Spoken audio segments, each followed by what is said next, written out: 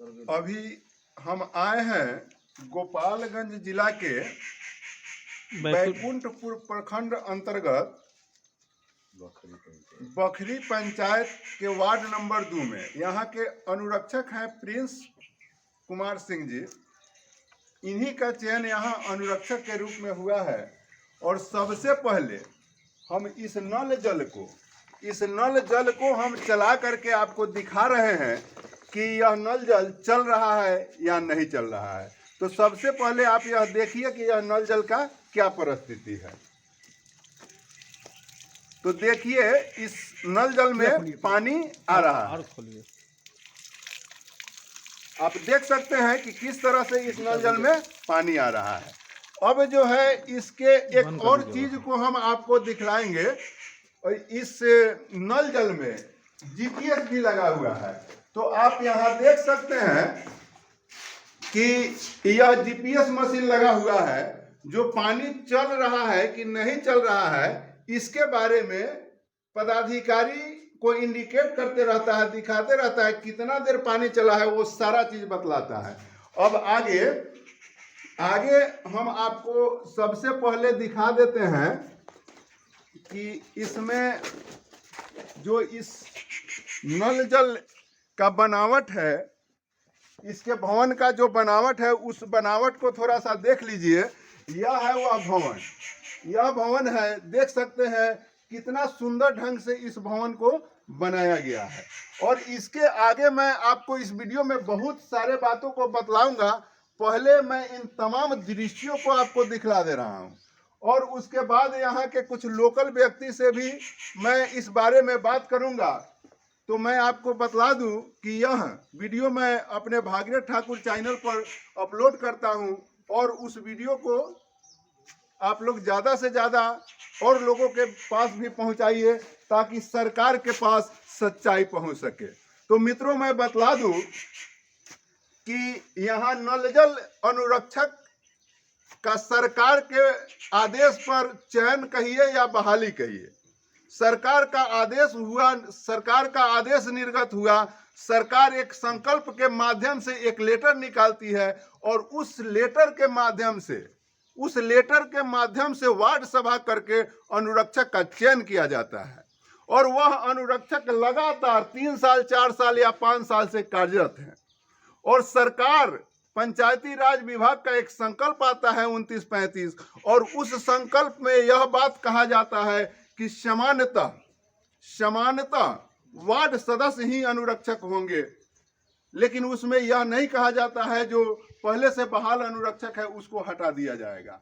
और इस पर तमाम पदाधिकारी उसी बात को लेकर तमाम पदाधिकारी अनुरक्षकों को परेशान कर रहे हैं। और जब अनुरक्षक अपने हक और अधिकार की मांग करने की लड़ाई शुरू करता है तब तमाम अनुरक्षकों का धीरे धीरे पेमेंट होने लगा है। तो मित्रों मैं आपको इस वीडियो के मार्फत से सरकार के पास और आप लोगों के पास भी यह आवाज पहुंचाने का प्रयास कर रहा हूं कि सच्चाई क्या है। जब सरकार ने संकल्प, जब पदाधिकारी यह बात कर रहे हैं कि 29-35 सरकार का संकल्प आया है तो उस पदाधिकारी को उसी समय 22/6/2021 को 29-35 संकल्प आया तो उसी समय वार्ड अनुरक्षक को एक लेटर निर्गत करना चाहिए था। ये अभी जो उस समय 1153 के हिसाब से 2019 में जो चयन हुआ वही अनुरक्षक अभी पानी चला रहे हैं, वही अनुरक्षक कार्य कर रहे हैं। तो 29-35 तो वैसे ही निरस्त हो गया। 29-35 को तो आपने लागू ही नहीं होने दिया। और जब लागू ही नहीं होने दिया और जब मैं काम कर रहा हूं तो उस पर अधिकार दूसरे का कैसे हो गया? आप उस पैसे को आप बंदरबाट कैसे कर सकते हैं? यह जनता का पैसा है। यह लाखों रुपया सरकार जो है इस योजना पर खर्चा जनता को शुद्ध जल मुहैया कराने के लिए किया है। और यह बात सरकार के पास सच्चाई भी नहीं जाने दे रहे हैं। मैं यहाँ के लोकल व्यक्तियों से कुछ इस बात पर मैं चर्चा करता हूँ कि क्या सच्चाई है। इकट्ठा हो जाइए आप लोग। तो आपसे मैं पूछना चाहता हूँ कि यह नल जल अभी को चला रहे हैं? इनका चयन कब हुआ था?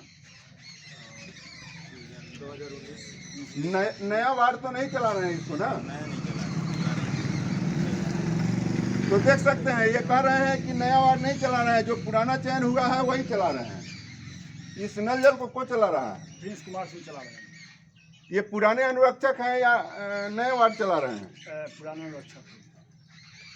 अब यहाँ ये इस पंचायत के सरपंच साहब, नहीं, बंगरा पंचायत, ये बंगरा पंचायत के सरपंच साहब हैं जो अभी वर्तमान सरपंच हैं। अब इनसे हम बात करते हैं कि क्या सच्चाई है। तो हाँ सरपंच साहब, हम आपसे पूछना चाहते हैं कि इनके इस नल जल के बारे में, ये तो आपके लोकल क्षेत्र का है, इस नल जल के बारे में जानते हैं कि नहीं जानते हैं? जानते हैं सर। और इसको पुराने अनुरक्षक ही अभी चला रहे हैं, ये बात जानते हैं? जी, पुराने अनुरक्षक चला रहे हैं प्रिंस कुमार सिंह। अगर पुराने अनुरक्षक इस नल जल को चला रहे हैं तो जो काम करेगा पैसा उसको मिलना चाहिए? नहीं, जो काम करेगा उसी को मिलना चाहिए। तो चलिए, सरपंच साहब का भी यह कहना है कि जो काम कर रहा है पैसा उसी को मिलना चाहिए। आप यह बतलाइए कि इस नल जल को कौन चला रहा है? प्रिंस कुमार चला रहा है। प्रिंस कुमार का पूर्व में चयन हुआ था अनुरक्षक, पूर्व में चयन हुआ था, अभी वही चला रहा है। कितना दिन से चला रहे हैं? 3 वर्ष। पानी सही समय से देते हैं? पानी समय से देते हैं। इस नल जल आप इस नल जल के अनुरक्षक हो गए, पानी तो सही समय से चलाते हैं? बिल्कुल सही से चलाते हैं। और इसका सबूत तो आपका जीपीएस ही दे रहा है। चलिए,